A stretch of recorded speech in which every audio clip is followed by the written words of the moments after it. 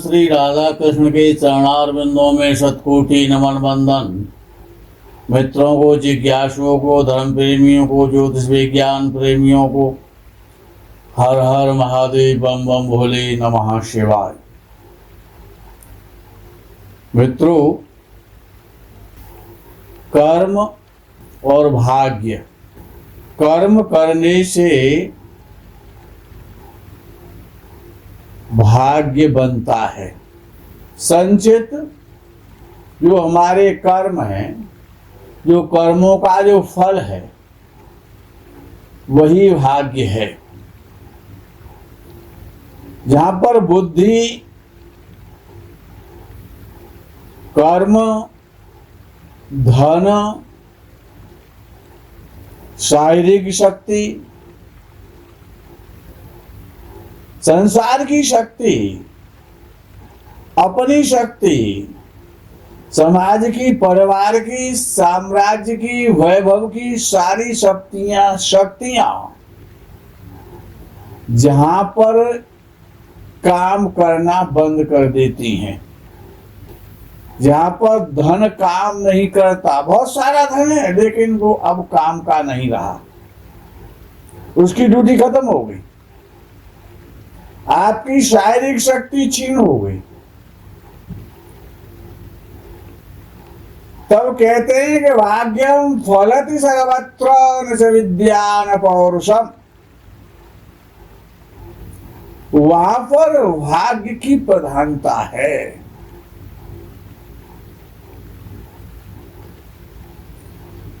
आप भाग्यशाली हैं। आपका भाग्य कैसा है, आपका लक कैसा है, आप लकी हैं या नहीं है। यद्यपि वैसे तो देखा जाए कि लग्न कुंडली से लेकर के जितने भी वर्ग चार्ट हैं, हर वर्ग चार्ट का 9वां भाव और 9वें भाव का स्वामी भाग्येश कहलाता है। वो आपका भाग्य है, वो आपका लक है। गहराई से यदि इस पर विचार करें तो जो काल पुरुष की कुंडली है, जिसमें कोई परिवर्तन नहीं होता है, अर्थात काल पुरुष का जो लगन का स्वामी है वो मंगल है, अर्थात मेष लगन, ये काल पुरुष की कुंडली है। उसमें परिवर्तन नहीं होता है। और मेष लगन काल पुरुष का लगन है तो 9वां भाव काल पुरुष का भाग्य है। काल पुरुष कौन? वैसे काल समय का द्योतक है, समय का वाचक है, समय का बोध कराता है काल। देखिए, काल को समय के साथ साथ जो जगत नियंता है, जो विराट है, जो विराट पुरुष है, उसको ही काल पुरुष कहा जाता है। काल पुरुष का मतलब यमराज से नहीं है। काल पुरुष के यदि विचार करेंगे गंभीरता से, गहराई से ज्योतिष शास्त्र में, तो जो विराट पुरुष है वही काल पुरुष है। तो वेद में जब विराट भगवान का वर्णन आता है तो वहां पर आता है चंद्रमा मनसु जायतः। तो विराट भगवान के जो अंग हैं, अंगों में जो 9वां अंग है, 9वां भाव का स्वामी बृहस्पति होता है काल पुरुष कुंडली में। धनु राशि आती है 9वें भाव में। और सुख और भाग्य। अच्छा, भाग्य है क्या उसको समझो पहले तो। भाग्य भाग्य सभी चिल्लाते हैं, तो हमने ये कहा कि जहां पर आपकी शक्ति, संसार की शक्ति, आपके धन की शक्ति, आपकी बुद्धि की शक्ति, आपके शरीर की शक्ति, आपके परिवार की शक्ति, आपकी विद्या की शक्ति, आपके परिचय की शक्ति, जहां पर सारी शक्तियां जवाब दे जाए, स्टॉप कर जाए, उनकी एक लिमिट है, जहां पर विराम लग जाए। जैसे कि आप किसी नदी में तैर रहे हैं और आधी नदी को पार कर लिया, किनारा आने वाला है, और आपका शरीर की शक्ति, आपका शरीर जवाब देने लगा, किनारा सामने दिखाई दे रहा है, और अब आपको ये लगने लगा कि अब मैं डूब जाऊंगा, पार नहीं कर सकता, वहां पर आपकी कोई सहायता करने वाला तो है नहीं, आप अकेले हैं। और जब आपका ऐसा मन करने लगा, आत्मबल टूटने लगा, साहस जवाब देने लगा, उसी समय एक बहता हुआ बड़ा सा लक्कड़ सूखा हुआ और चला आ रहा है, और आपकी दृष्टि गई और आपने उसको आराम से पकड़ लिया, उसके सहारे से धीरे धीरे आप किनारे पर लग गए। तो ये आपका जो तत्काल जो आपको सहायता मिल गई, जहां पर सारी सहायताएं जवाब दे गई, जहां पर अब स्थिति आ गई कि अब हमारा अंतिम समय आ चुका है, तो यह है दैवीय सहायता। जहां पर दैवीय शक्ति प्रकट हो जाती है, जहां पर एकाएक आपको रिलीफ मिल जाता है, जिस प्रकार से कि जब क्रिकेट के मैदान में और 3 रन बनाने को रह जाते हैं और लास्ट बॉल होती है, और जो बल्ला लिए खड़ा है बैट्समैन, उसके हाथ पैर फूल जाते हैं, कहा मेरे सिर पर ये सारा मैच का वजन रखा हुआ है, लोगों की सांसें रुक जाती हैं, दर्शकों की, कि अब क्या होगा, किसी को अब कुछ पता नहीं है कि डॉट बॉल होगा, कि वाइट बॉल होगा, कि चौका पड़ेगा। पूरी फील्डिंग जमा दी गई है, 1 रन से ज्यादा ना मिले, या डॉट बॉल हो जाए, या फिर विकेट उड़ जाए, कुछ तो होना। और वो बॉलर होता है, खेलने वाला भी लास्ट का नंबर आ जाता है खेलते खेलते, जो कि बढ़िया था, बैट भी नहीं घुमाना जानता, और वो ऐसा तुक्का लगता है, उसका ऐसी दैवी कृपा होती है कि छक्का पड़ता है, बाउंड्री पार कर देता है। ये है दैवीय कृपा, और चमत्कार हो जाता है। यानी जहां पर चमत्कार हो जाए, सांसें रुक गई, नाड़ी छूट गई, आईसीयू में बाहर डॉक्टर ने निकाल दिया और एम्बुलेंस में रख रहे थे घर ले जाने के लिए, और श्वास चलने लगी, नेत्र खुल गए। ये है भाग्य, इसको कहते हैं भाग्य।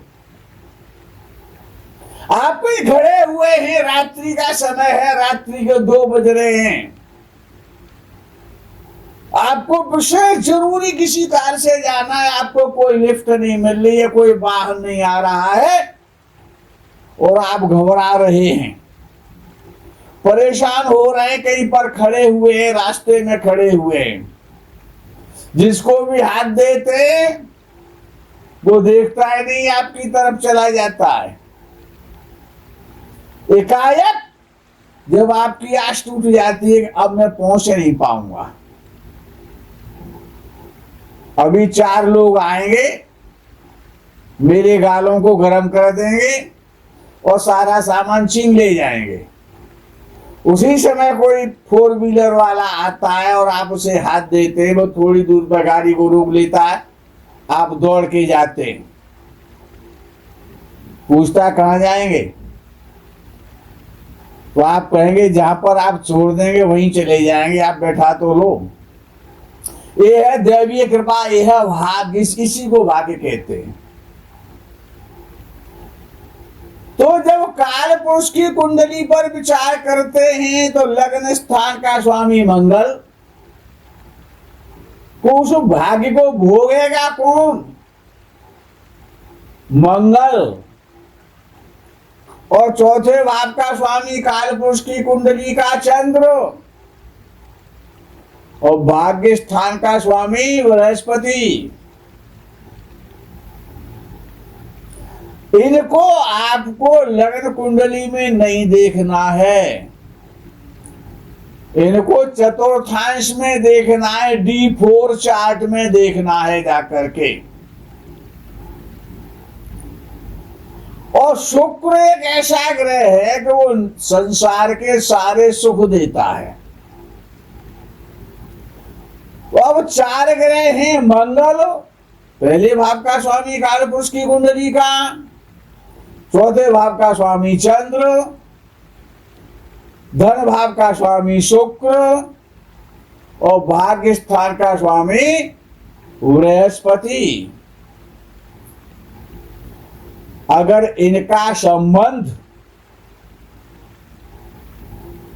चतुर्थांश कुंडली में आपस में हो जाए, चंद्र शुक्र एक साथ बैठे या चंद्र शुक्र को देखे, आपस में देखें दोनों,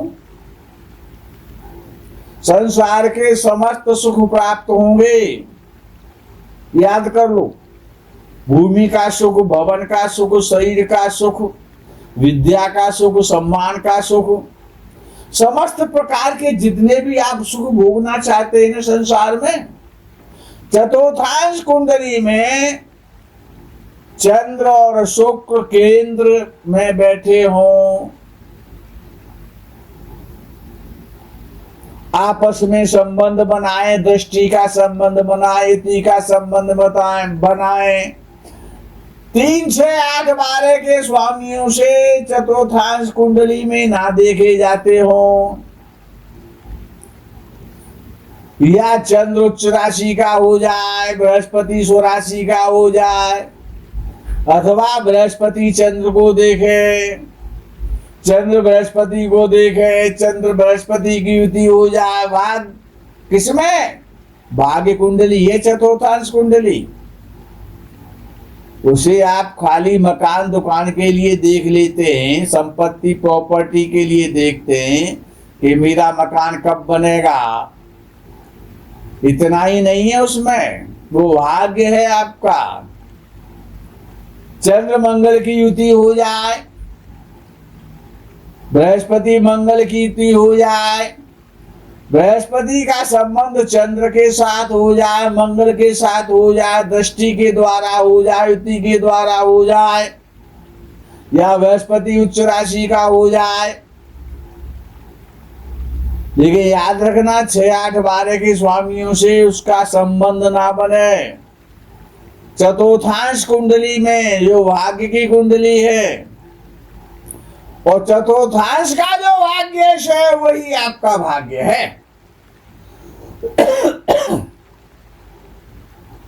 जो चतुर्थांश कुंडली का जो भाग्य स्थान का स्वामी चतुर्थांश कुंडली के लगन में बैठ जाए, चतुर्थांश का जो लगन है उसके स्वामी के स्वाद लगन में बैठ जाए, चतुर्थांश के नवम भाव का स्वामी, वो आपसे बड़ा कोई भाग्यशाली नहीं है। चौथे भाव का स्वामी चौथे भाव में बैठा रहे और चतुर्थांश कुंडली के 9वें भाव के स्वामी से देखा जाता हो, या चतुर्थेश और 9वें चतुर्थ में बैठ जाए, या चौथे भाव का स्वामी 9वें भाव का स्वामी दोनों ही लगन में जाकर के बैठ जाए, या ये उच्च के हो जाए, 3, 6, 8, 12 के स्वामियों की दृष्टि भी ना पड़े।